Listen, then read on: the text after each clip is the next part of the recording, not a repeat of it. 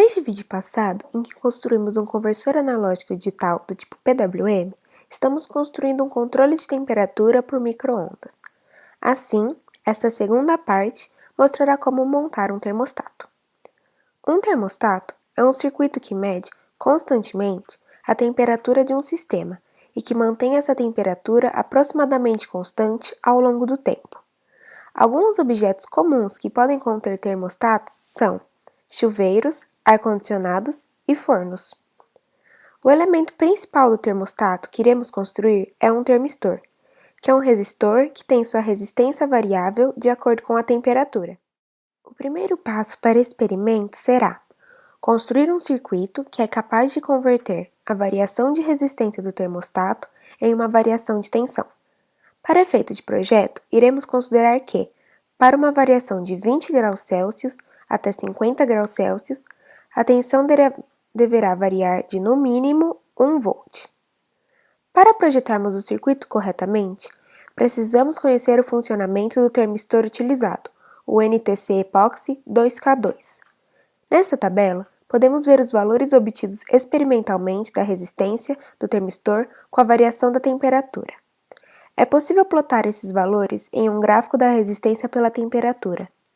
Realizando um ajuste com os pontos, podemos obter uma aproximação exponencial para o comportamento do termistor. Observe que a resistência diminui com o aumento da temperatura.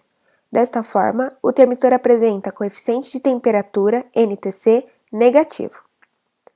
Sabendo como o termistor se comporta com a variação da temperatura, podemos construir um circuito que deverá transformar esta variação em uma variação de tensão. Uma sugestão de circuito é este. O circuito integrado INA 122 utilizado funciona como amplificador operacional e devemos apenas adicionar o resistor RG na malha de realimentação para ajustarmos o ganho conforme a necessidade do circuito. O ganho do INA é dado por 5 mais 200.000 dividido por RG. Desta forma, precisamos calcular os valores corretos de cada resistor, R1, R2, R3 e RG, para obtermos uma variação de 1 volt quando variarmos a temperatura de 20 para 50 graus Celsius. Precisamos então equacionar o circuito.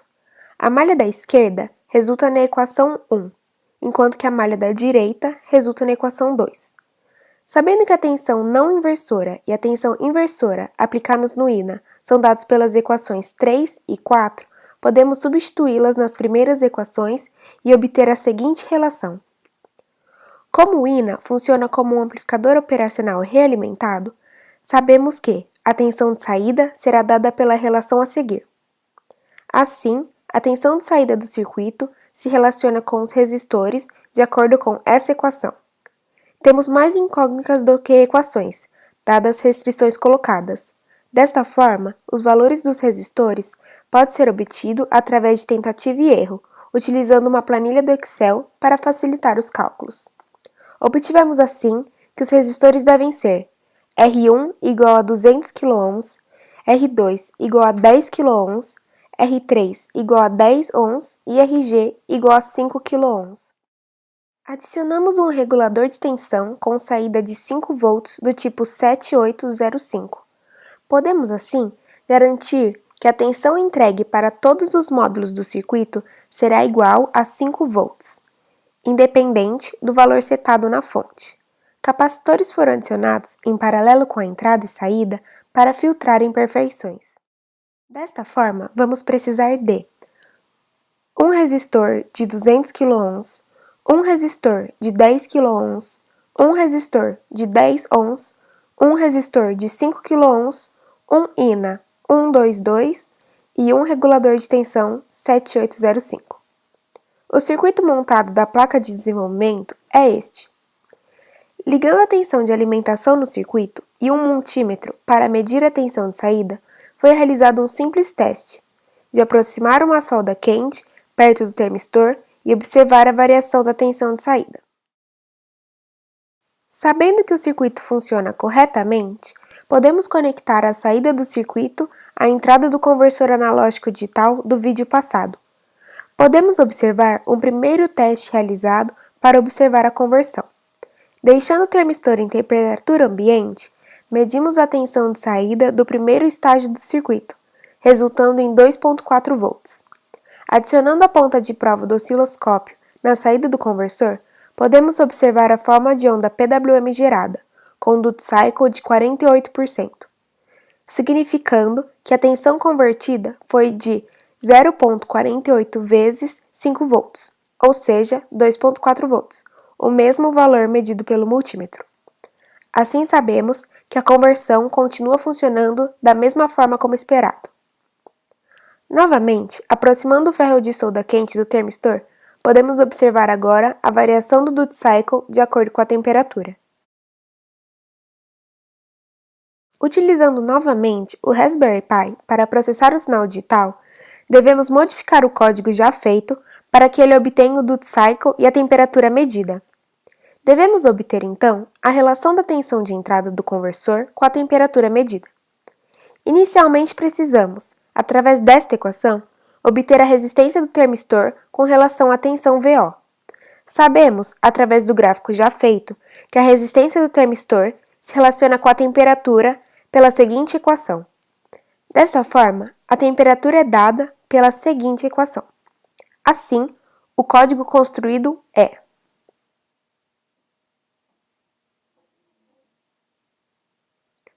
este código, assim como os anteriores, encontra-se no GitHub. A partir deste momento, já temos um circuito que observa continuamente a temperatura do sistema em que ele está inserido. Precisamos agora construir uma forma dele controlar essa temperatura. Para isso, iremos construir um aquecedor através de uma lâmpada incandescente de 60 watts. Queremos que a lâmpada incandescente ligue quando a temperatura for inferior à temperatura ambiente somada de 20 graus Celsius e que permaneça desligada acima disso. A lâmpada incandescente funciona com tensão alternada. No entanto, estamos utilizando apenas tensão contínua no nosso circuito. Para interligarmos esses dois circuitos, devemos utilizar um relé. Um relé, de forma bem superficial, é um interruptor eletromecânico que irá ligar caso uma corrente atravesse a bobina, gerando um campo magnético, fechando uma chave. Para acionar o aquecedor, vamos utilizar o Raspberry Pi, que deverá enviar um sinal por um de seus pinos quando a temperatura for menor ou igual à temperatura ambiente mais 20 graus Celsius. Dessa forma, foi criado o circuito a seguir. Ele irá funcionar da seguinte maneira. O transistor está conectado como uma chave. Assim, quando o pino do Raspberry enviar nível baixo, irá permanecer no corte, deixando a luz desligada. Quando o pino enviar nível alto, o transistor irá conduzir, fazendo com que passe uma corrente pela bobina do relé. A bobina irá induzir um campo magnético, fechando sua chave, permitindo que a corrente alternada flua pelo circuito, ligando a lâmpada. Os dois diodos servem de proteção, para que correntes inesperadas não estraguem o pino da placa ou interfiram no funcionamento do relé. Para montar o circuito na placa de desenvolvimento, vamos precisar 2 resistores de 180 ohms, um transistor bipolar BC547, 2 diodos do tipo 1N4007, um relé de 12 volts e uma lâmpada incandescente. Para testarmos o circuito total, precisamos desenvolver o restante do código a ser executado pelo Raspberry Pi. O código obtido foi este, que também está disponível no GitHub. É importante saber como o código funciona, para que o circuito saia como esperado. O primeiro momento é determinado pelo Raspberry Pi pegando informações sobre a temperatura ambiente instantânea. Quando o usuário estiver satisfeito com a temperatura setada, ele deverá entrar com a mensagem 1 e pressionar a tecla Enter. O circuito foi montado na placa de desenvolvimento, para que possamos realizar alguns testes. Neste momento inicial, podemos observar o usuário setando a temperatura ambiente instantânea, para que o aquecedor funcione em diferentes ambientes da mesma forma.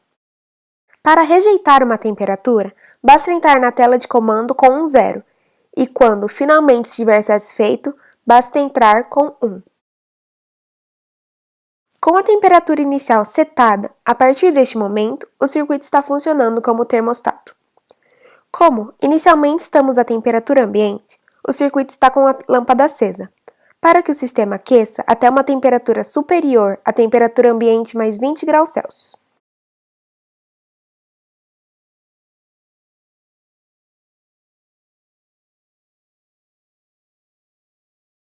Quando ele alcança este valor, a lâmpada deve desligar. Adicionando uma nova fonte de calor para simular um ambiente mais quente, podemos aproximar o ferro de solda do termistor e observar que a lâmpada permanece desligada, como esperado.